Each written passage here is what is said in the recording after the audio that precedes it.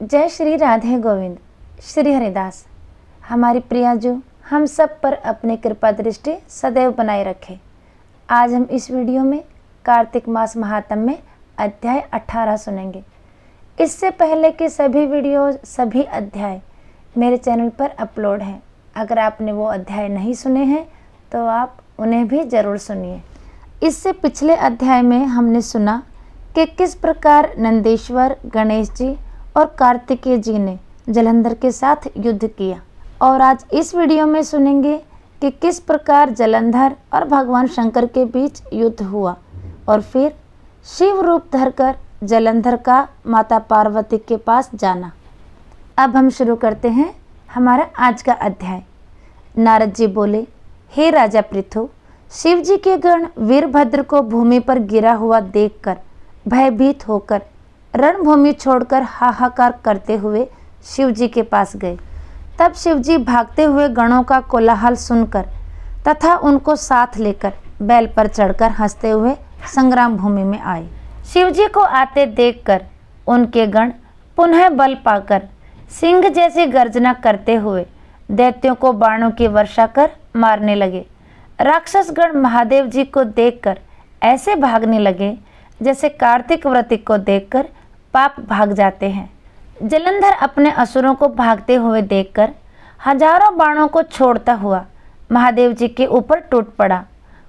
क्षुंभ, निशुंभ, अश्वमुख, कालनेमी, बालहक, खड़ग रोमा, प्रचंड, खसमर आदि असुर भी शिव जी के ऊपर झपटे।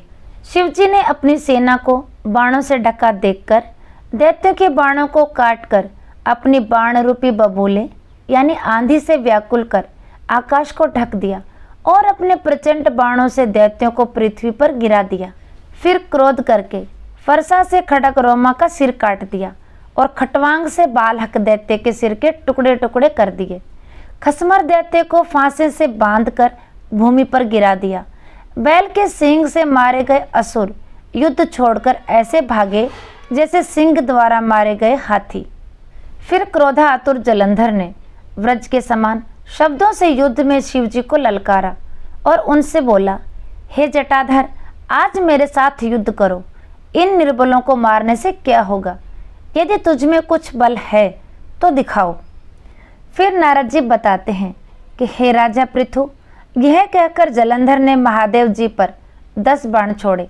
महादेव जी ने हंसकर अपने बाणों से उसके बाणों को बीच में ही काट दिया। फिर 7 बाणों से उसके घोड़े, छत्र और धनुष काट दिए। यह देखकर जलंधर गदा लेकर दौड़ा। शिव जी ने गदा के भी 2 टुकड़े कर दिए। अब तो क्रोध के मारे जलंधर शिव जी पर घुसा तान कर दौड़ा। इस प्रकार उसे आते देख शिव जी ने बाण मारकर 1 कोस दूर फेंक दिया। तदुपरांत जलंधर ने शिव जी को अधिक बलि समझकर उनको मोहित करने वाली गांधीवी माया रची। गंधर्व तथा अप्सराएं नाचने और गाने लगे।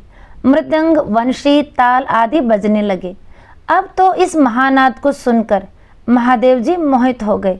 उनके हाथ से शस्त्र गिर गए। वह सब कुछ भूल गए। कुछ भी ज्ञान नहीं रहा। तब जलंधर नृत्य गान में महादेव जी को मोहित देख कामंद होकर जहाँ पार्वती जी थी जल्दी से उनके पास चल दिया।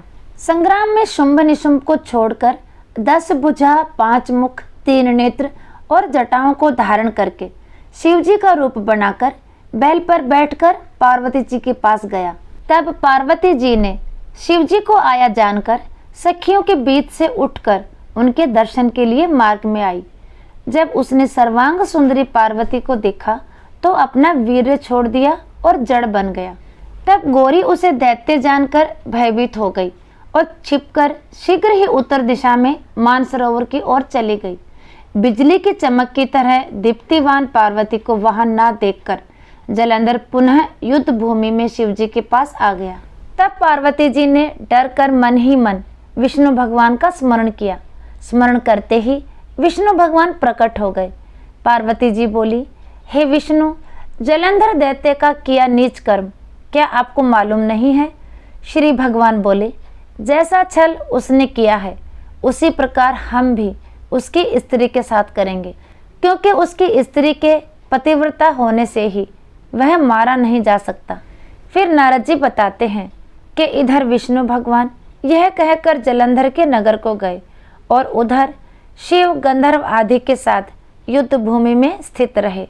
जब दैत्य की माया को अंतर्ध्यान हुई समझ शिव जी को बोध हुआ, तब महादेव ने क्रोध युक्त जलंधर पर चढ़ाई कर दी। तब उस दैत्य ने शिव जी को बाणों की वर्षा से ढक दिया। कार्तिक मास महात्म्य 18 यहीं समाप्त होता है। इसके आगे का वृत्तांत हम 19वें अध्याय में सुनेंगे। तो आज का वीडियो यहीं तक। तो फिर मिलेंगे अगले वीडियो में। तब तक के लिए सभी को प्रेम भरी राधे राधे और कार्तिक मास की ढेरों शुभकामनाएं।